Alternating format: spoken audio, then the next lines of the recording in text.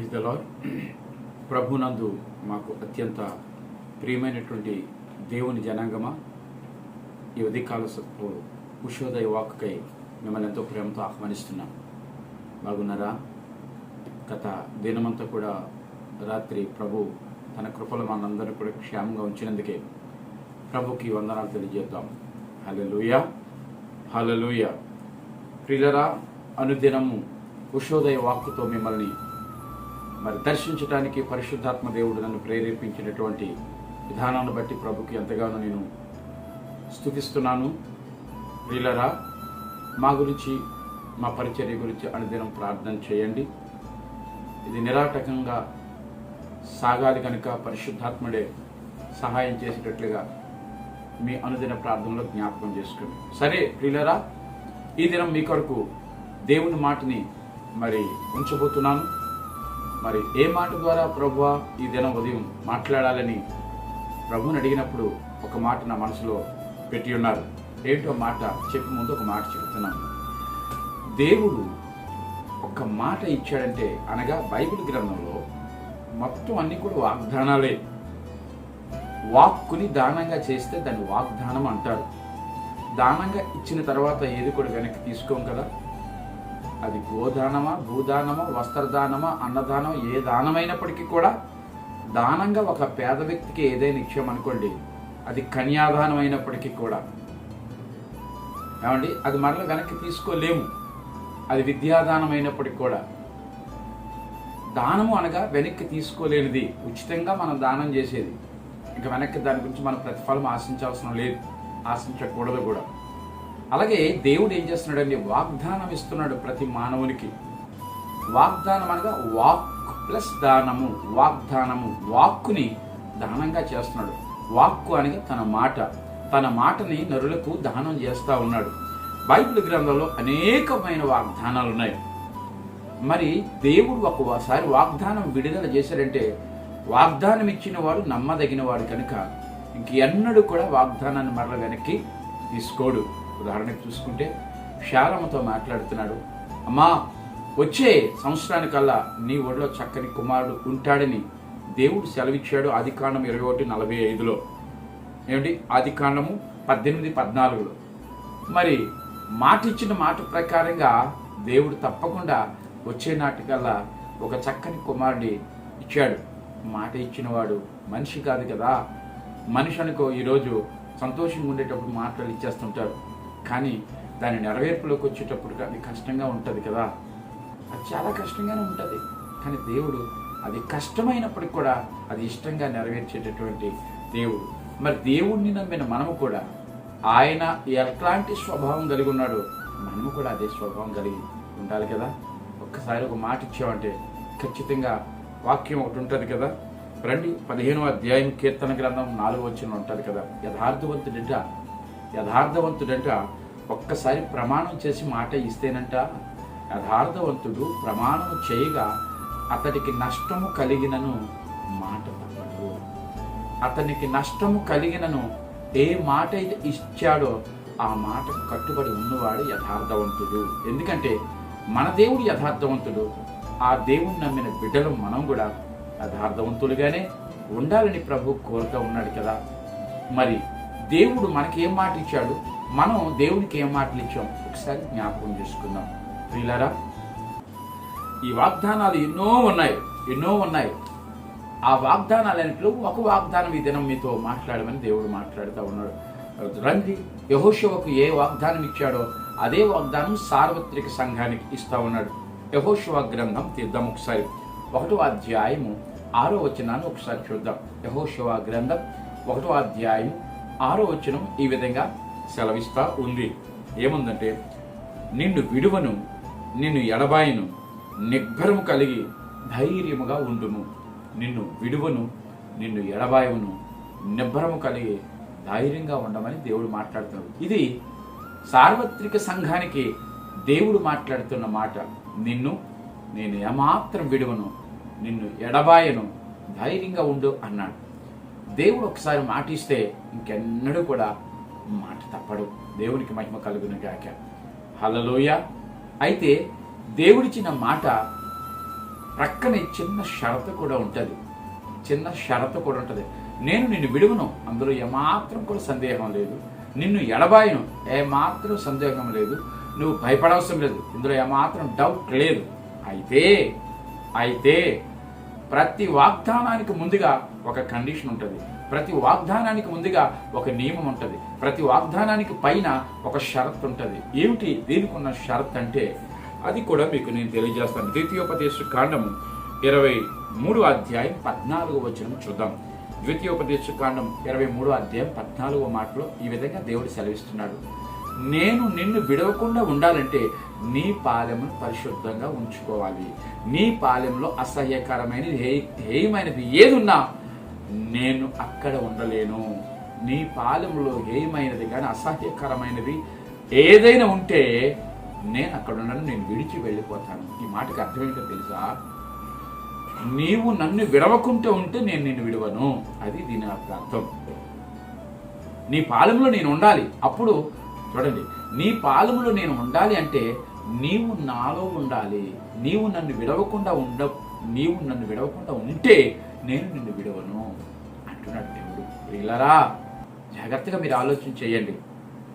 సౌలు ఉన్నాడు చూసారా? సౌలు ఎప్పుడైతే దేవుణ్ణి విడిచిపెట్టి మనుషుల పద్ధతుల్ని అవలంబించాడో, మనుషులకు జరిసి ఆ ప్రయత్నం చేశాడో, మనుషుల మెప్పుగోలు కోసం, మనుషులు సంతోషపెట్టడం కోసం సౌలు మహారాజు ఎప్పుడైతే మనుషుల వైపు తిరిగాడో దేవుడు అతన్ని విడిచిపోయాను. సొలొమోను కూడా మనుషులు సంతోషపెట్టడం కోసం చేసిన ప్రయోగాలు, తన సంతోషపడడం కోసమని మనుషుల్ని సంతోషపెట్టడం కోసం ప్రయత్నాలలో దేవుడిని విడిచిపెట్టాడు. దేవుడు కూడా సొలొమోను విడిచి వెళ్ళిపోయాడు. అలాగనే ఇక్కడ శాంసన్ తీసుకోగలిగితే మనుషులు సంతోషపెట్టడం కోసం, దెలీలాను సంతోషపెట్టడం కోసం తను ఏం చేశాడంటే దేవుణ్ణి విడిచిపెట్టాడు. ఆ దేవుణ్ణి ఎప్పుడైతే విడిచిపెట్టాడో దేవుడు కూడా అతన్ని విడిచిపోయాను. అక్కడ వాక్యం ఉంటుంది, యెహోవా సంసోనుని వెడబాసినను అతనికి తెలియకుండెను. దేవునికి స్తోత్రం కలుగును గాక. అసలు తెలియనే లేదు. ఎందుకంటే వీళ్ళు ముగ్గురు కూడా సౌలు అవచ్చు, సంసోను అవ్వచ్చు, సొలొమోను అవ్వచ్చు, వీళ్ళు దేవుడిని విడిచిపెట్టారు కనుక దేవుడే వారిని విడిచిపెట్టి వెళ్ళిపోయాడు. ప్రియులారా, దేవుడు మీతో మాట్లాడుతున్న మాట చాలా సీరియస్గా మీరు ఆలోచించండి.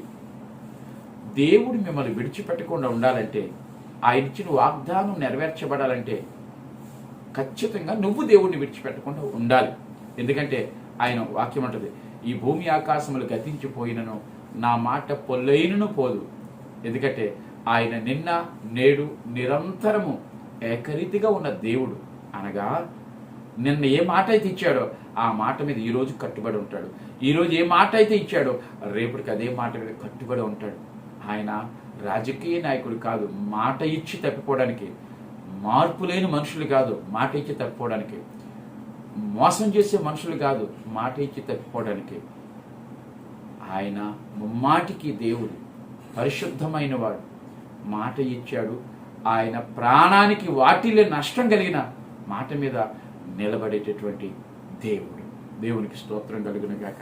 ఒకసారి యెహోషువ దగ్గరికి కొంతమంది గిబియోనీయులు వచ్చారు. గిబియోనీయులు వచ్చి, అయ్యా మీరు చాలా కాలంగా ఆహారం లేకుండా ఉన్నారు, ఎర్ర సముద్రాన్ని ఇవన్నీ దాటుకొని వచ్చినప్పుడు అక్కడ చాలా మంది శత్రువుల్ని మీరు జయించే విధానం చూసి మా చెవులు గింగులు మనిపోయి మా గుండెలు అవిసిపోయాయా. అంత గొప్ప విజయం ఇవ్వడానికి మీ వెనకున్న దేవుడే.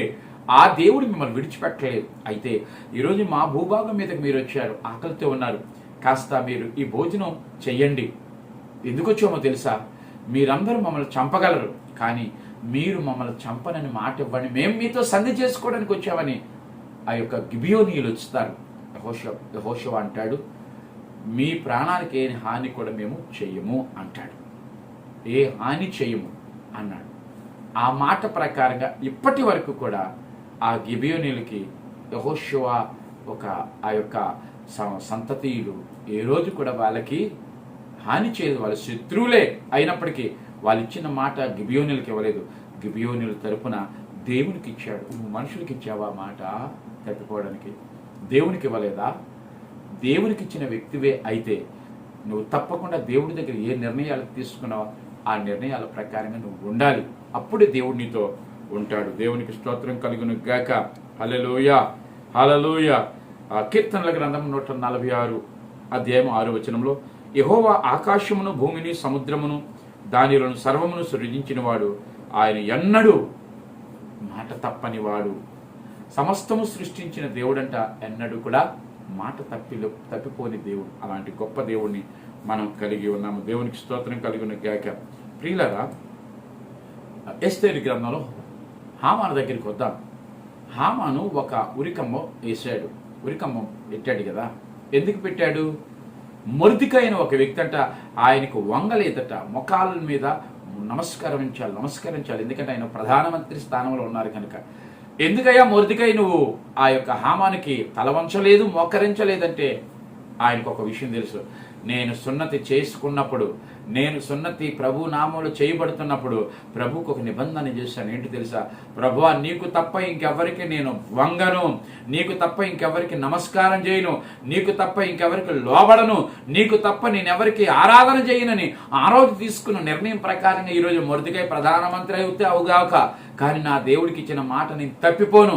నాకు ఇక్కడ ప్రాణం పోయినా పర్వాలేదు, నన్ను ఊరి కంబం ఎక్కించినా పర్వాలేదు, నన్ను ఈ రాజ్యంలో లేకుండా చంపించినా పర్వాలేదు, నేను మాత్రము మొర్దెకై అనే వ్యక్తికి నేను సాష్టాంగపడి నమస్కారం చేయను. ఎందుకంటే నేను ఇచ్చిన మాట నా దేవుడికి ఇచ్చాను. ఈరోజు నువ్వు దేవునికి ఇచ్చిన మాట ప్రకారంగా ఉండగలుగుతున్నావా? ఉండకపోతే చాలా శ్రమ నీకు. జాగ్రత్త. దేవునికి స్తోత్రం కలుగును గాక. ఎందుకో తెలుసా?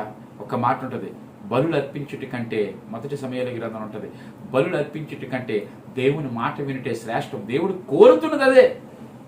నీవు దేవుడి మాట వినాలి. దేవుడికి ఏదైతే మాట ఇచ్చావో ఆ మాట ప్రకారంగా ఉండాలి కదా.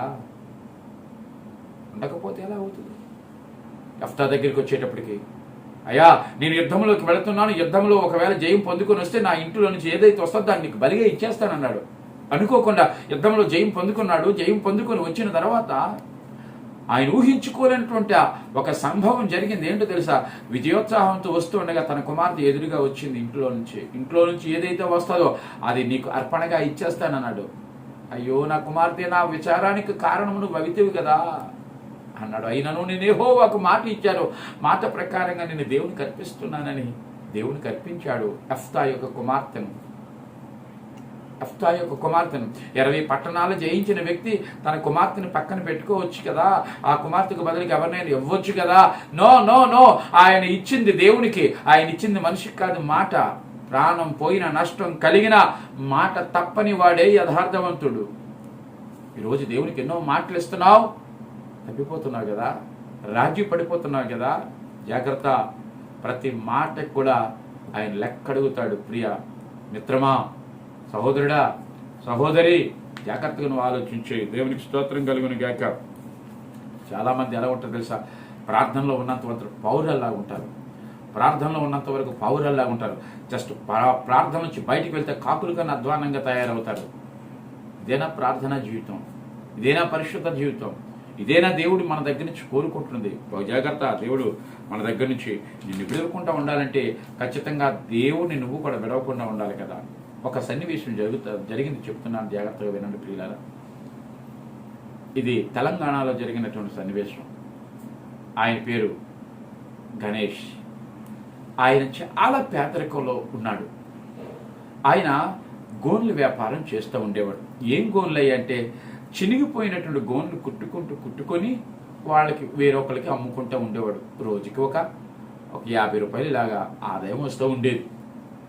చినిగిపోయిన గోన్లు ఆ యొక్క మిల్లు దగ్గరికి వెళ్ళి వాళ్ళ దగ్గర అడిగి ఆ చినిగిపోయిన గోన్లుగా మాచికలు వేచుకుంటూ వెళ్ళి ఆ యొక్క వ్యాపారం చేసుకుంటూ చిన్న రేకుల షెడ్లో ఉండేవాడు. రేకుల షెడ్ వర్షానికి కారిపోయేది. ఆ ఇంట్లో ఏం ఆస్తి లేదు, ఒక చాపు ఉండేది అంతే. ఒక సంచి ఉండేది, సంచిలో కొన్ని సామాన్లు ఉండేవి, కిందన కొన్ని బట్టల మూట ఉండేది. ఎంతగాని ఇంకే ఆస్తి లేదు, దీపం తప్ప ఏమీ లేని పరిస్థితి. అలాంటి టైంలో అదే గ్రామానికి ఒక సేవకుడు వచ్చాడు. సేవకుడు అతనికి పరిచయం అయ్యాడు. ఆయనకి పరిచయం, అయ్యా ప్రభు దగ్గర రాయ్యా, నీ జీవితం మారుతుందయ్యా, నీ పరిస్థితులు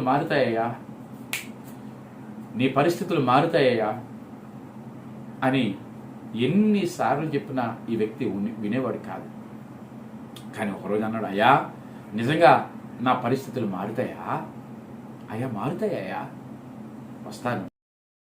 నిన్ను విడిచిపెట్టుకుంటూ ఉంటాడు, నువ్వు ఆయన్ని విడిచిపెట్టుకో. అట్టి దేవుడు మహాకృప దేవుడికి అనుగ్రహించుగాక. ఆమె తల వంచి ప్రార్థన చేసుకుందాం.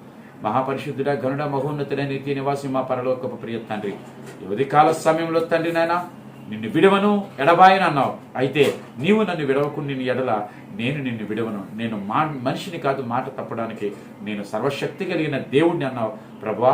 మా జీవితంలో ప్రభు మాట తప్పని దేవుడా, మమ్మల్ని విడిచిపెట్టకుండా అయా ప్రభా మా ఎడల కనికరం చూపించండి. అలాగనే మీకు ఇచ్చిన మాటల ప్రకారంగా మేము జీవించుటకు సహాయం చేయండి. సమస్త ఘనత మహిమ ప్రభావాలు నీకు ఆరోపిస్తూ యేసయ్య పరిశుద్ధ నామమున ప్రార్థించి పొందుకొని ఉన్నాము పరలోకపు ప్రియ తండ్రి, ఆమేన్.